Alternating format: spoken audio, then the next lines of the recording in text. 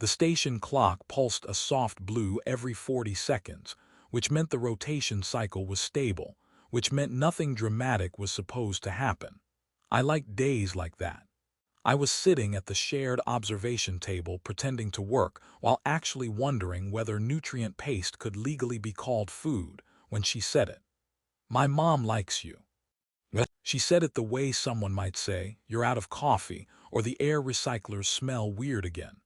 No build-up, no warning, just a sentence lobbed gently across the table like a harmless toy, except it exploded on contact with my brain. I blinked. The translation implant helpfully repeated it in my native language, just in case I'd misunderstood the first time. It even added a subtle emphasis, as if proud of its own clarity. "I'm sorry," I said, because that's what humans say when reality glitches. "You're what?" She looked up from her data slate. One ear twitched upward, the other angled back, which I had learned, after months of careful observation and one humiliating misunderstanding, meant mild confusion mixed with amusement. Her long ears were expressive like that, betraying emotions her face kept politely neutral. "My mother," she said. "She likes you. I thought you knew." "I very much did not know," I said. "Was there a memo, a broadcast, a warning siren I slept through?" She smiled, not teasing, not apologetic, just fond. That somehow made it worse. We'd been friends for almost a year. Friends in the way people become friends in isolated metal cylinders drifting between stars. Shared routines, shared silences, shared complaints about gravity calibration and the temperature preferences of non-human coworkers.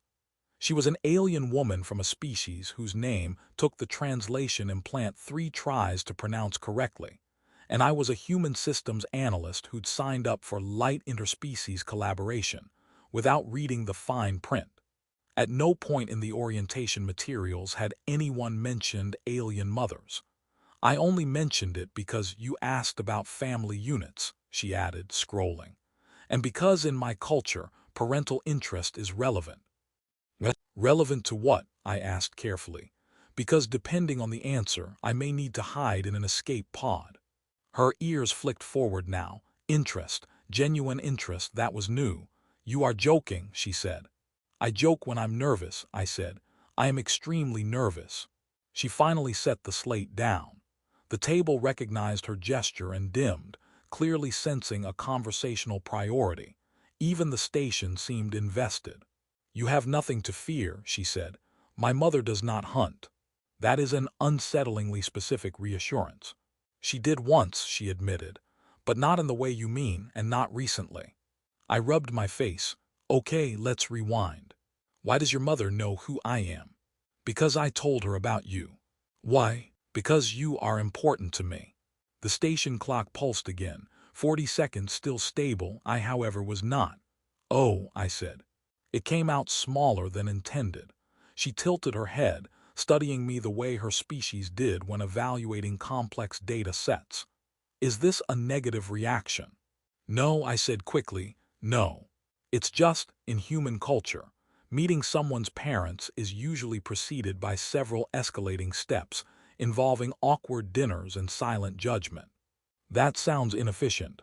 "It is." She considered this. "In my culture, interest is expressed early to avoid wasted emotional cycles." "Of course it is." We sat there, the hum of the station filling the gap. Outside the viewport, a pale nebula drifted past like spilled milk across black velvet. None of that felt real anymore. All I could think about was an alien mother somewhere across light years, forming an opinion about me based on second-hand stories and possibly surveillance footage. "What exactly did you tell her?" I asked. She thought. This was never a good sign. "I told her you recalibrated the thermal regulators without being asked," she said. "And that you share your rations even when you pretend you don't like them. And that you listen." "I listen." "You do, even when you don't understand." "That might be the nicest thing anyone's ever said about me," I muttered. Her ears softened, angling outward. Warmth. I was getting better at this, which in hindsight felt like a dangerous skill. "She said you have good compatibility markers," she continued, I froze. Markers. Yes. Define markers. She hesitated just a fraction, but I saw it. Biological, I guessed, partly. Psychological. Yes. Cultural. Yes. Existential. Also yes. I stood up so fast the table chimed a warning. I need clarification immediately. She laughed, actually laughed, a musical sound that echoed faintly off the curved walls. You are overreacting. Your mother likes me based on existential markers. She finds that romantic. I find it terrifying. She rose too, closing the distance between us. Her presence had always been calming before. Now it felt like gravity had been turned up a notch. You do not have to respond, she said gently. I did not intend to pressure you. I simply assumed you would be amused. I am amused, I said, in the way people are amused right before they faint. One of her ears flicked sharply, concern. She reached out, then stopped herself, hands hovering as if unsure whether touch was appropriate. That hesitation grounded me more than anything else. Hey, I said, I'm okay, just surprised. That is understandable, she said. When my father first met my mother's parents, he hid behind a mineral extractor. See, that helps, I said. That's relatable. We sat back down, slowly this time. The station clock pulsed, still no alarms, no evacuation orders. Just an ordinary day that had somehow become extraordinary. So, I said, what happens now? Nothing, she said, unless you want something to happen. And if I do, then nothing still happens, but with clarity. I exhaled. You aliens are terrifyingly emotionally efficient. We try. I looked at her, really looked at her. The familiar shape of her face, so close to human it fooled the brain until the ears gave her away. The intelligence in her eyes. The patience, the quiet humor. You know, I said, in my culture, this is usually the part where someone panics and ruins everything. Her lips curved. Would you like to follow that tradition? No, I said after a moment. I don't think I would. Her ears lifted, symmetrical and bright. Joy unmistakable. Good, she said, because my mother dislikes panic, it makes her itchy. I laughed then properly. The tension cracked just a little and something warmer seeped through. Outside, the nebula drifted on, unconcerned. 2 species, 1 station, 1 sentence that had changed the trajectory of everything. And somewhere across the stars, an alien mother was smiling, apparently. The station issued me a formal notification 3 hours later. It arrived with a pleasant chime and the subject line, cultural engagement. Optional, advised, non-lethal. I stared at it for a long time, trying to decide which part worried me most. She leaned over my shoulder without asking, which she'd started doing after learning. Humans tended to verbally invite people even when they didn't mean it. Her ear brushed my temple lightly, an accidental touch that made my concentration scatter like loose screws in zero-G. That is faster than expected, she said. I don't like that you have an expected timeline for this, I said. The station's predictive algorithms are very efficient. I hate that sentence. The message expanded on its own, helpfully projecting a floating set of symbols that my implant scrambled to make sense of. Words slid into place with slight delays, as if unsure whether they were welcome. You have been identified as a point of emotional convergence. Participation in cross-familial discourse may result in bonding, confusion, mild identity restructuring, or snacks. Snacks, I said, why is that last? Because it is inevitable, she said. I closed the message. I'm not ready to meet anyone's mother, human or otherwise. I once disappointed a plant by forgetting to water it. You did apologize to the plant, she said. I named it, that made it worse. She smiled again, but there was tension now, subtle but present. Not pressure, she was careful about that, but anticipation. Like she was watching a door and waiting to see if it would open or stay closed. We walked through the station together, the corridor lights adjusting to our combined biometrics. The place was busier than usual, full of species that had evolved under different stars and still hadn't agreed on hallway etiquette. A tall quadruped drifted past on magnetic boots. A cluster of insectoid engineers argued cheerfully with a vending unit. "I need to understand something," I said. "In your culture, what does it mean when a parent likes someone?" "It means they consider them a viable presence in the long term." "That's not vague." "No, and long term means," she considered, "shared time, shared resources, shared silence, possibly shared housing units, definitely shared holidays." I stopped walking. She noticed immediately and stopped too, turning to face me. "Holidays," I repeated. "Yes. I have trouble surviving my own species' holidays." "Then this will be a growth opportunity." I laughed despite myself. "You aliens are ruthless." "We are honest." That was true, painfully so. We resumed walking, slower now. "So what are you feeling?" I asked. She tilted her head. "About you." "About this," I said. "About me. About your mother apparently having opinions." "My feelings are stable," she said, "but dynamic." "That's ominous." "It is hopeful." The corridor opened into the commons, where a temporary cultural exchange fair had taken over. Floating banners translated themselves badly.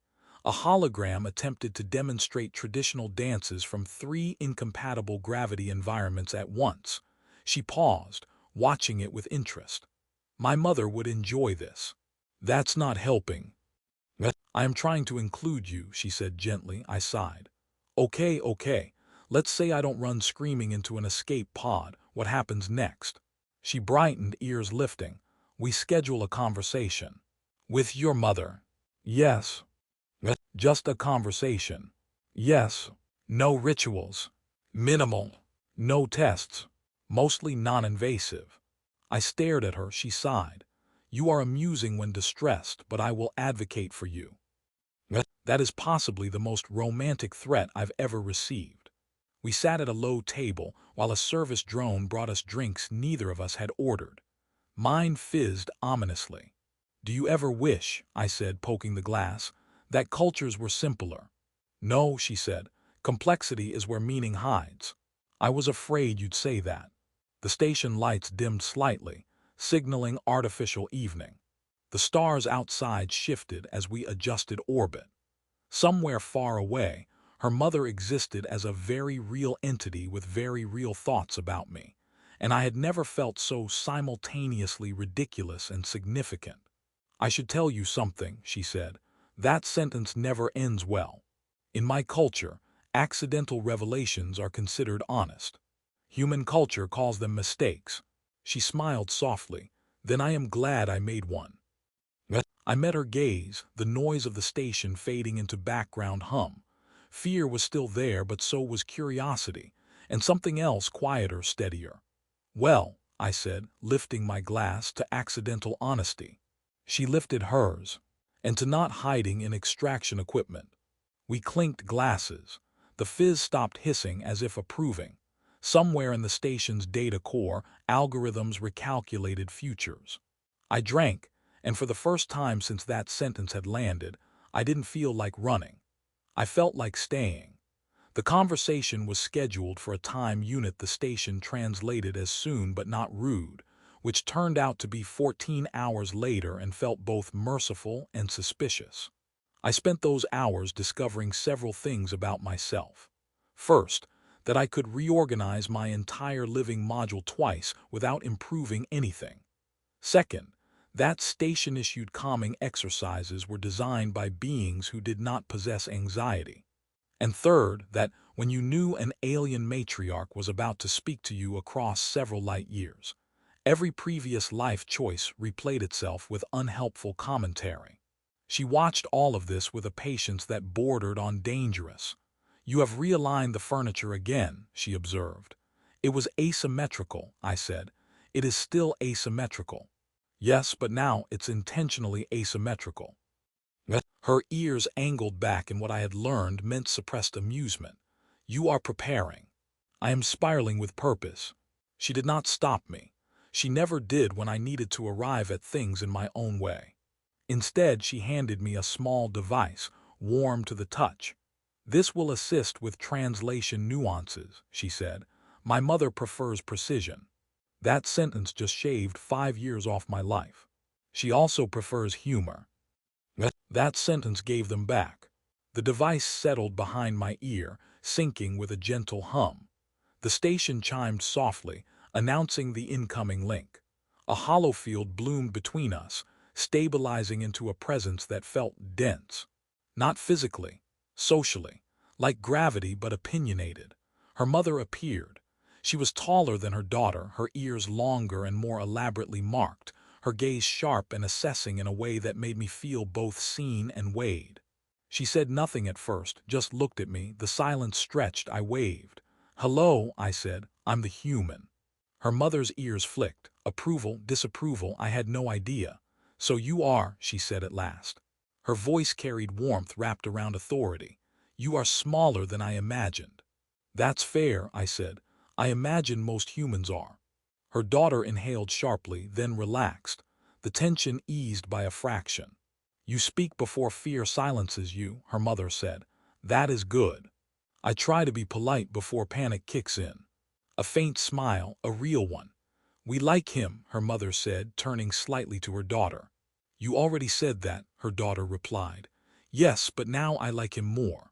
I blinked. That was fast. "Efficiency," her mother said. "You have been discussed." "I assumed as much," I said. "I hope the conclusions were kind." "They were thorough." Of course they were. The conversation unfolded slowly after that, not as an interrogation but as a careful weaving. Questions about my work, my people, my intentions. Not romantic ones at first, practical ones. Did I form attachments easily? Did I flee from conflict? Did I understand that affection across species required patience, adaptation, and the occasional apology to a customs committee? I answered honestly. When I didn't know, I said so. When I joked, her mother laughed. When I hesitated, she noticed. "You are afraid," she said.